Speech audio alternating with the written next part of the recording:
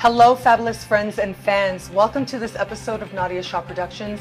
I am your host, Nadiya Shah. Thank you for being here. This is a very special episode for me. Dr. Richard Tarnas is the author of The Passion of the Western Mind, and for us in the astrological community, Cosmos and Psyche. He is one of our most celebrated academics in our community.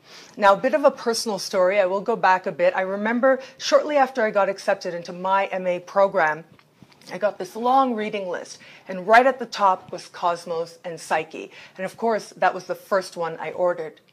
When it came, I could feel that this book was significant before I even opened it. And reading it was so powerfully influential to me. And I know many, many others who have shared that exact same experience. It is my honor to celebrate with you Dr. Richard Tarnas. Dr. Tarnas, welcome. Thank you. Thanks for that very kind introduction. Absolutely. So tell us a little bit about Cosmos and Psyche. What inspired you to write that? Truth be told, I wrote Passion of the Western Mind, this history of the Western thought that's used a lot in universities as a text. I wrote that as a preface or an introduction and a foundation for this astrological work, Cosmos and Psyche. So the two projects together took 30 years. And Cosmos and Psyche really sets out particularly over the last 500 years, but reaching back even into the first millennium BC or BCE.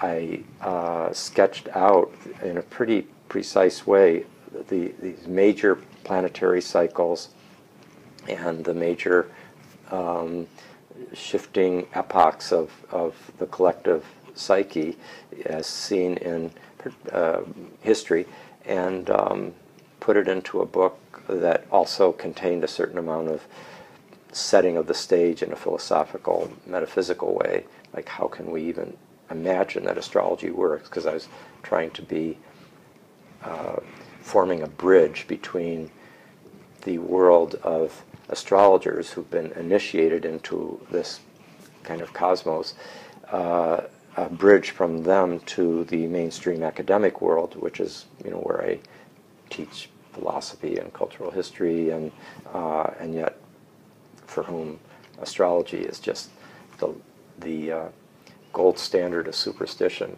in our culture. So I wanted to form a bridge. So it had to be a careful bridge, and that's why it took so many years to do it.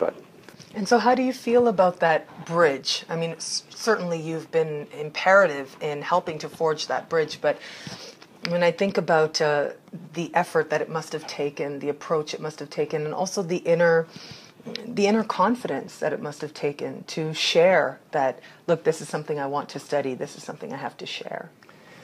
Well, I think sometimes a book wants to be written, and then it chooses the person whose life has sort of been a preparation to write it, would be an appropriate vessel of it. I mean, not to inflate this too much, because I think a lot of times one feels that one is the master of one's own decisions, and I certainly did feel like, okay, I feel like I should do this, but the motivations that come from deep inside as to why one does something like this that takes so many years.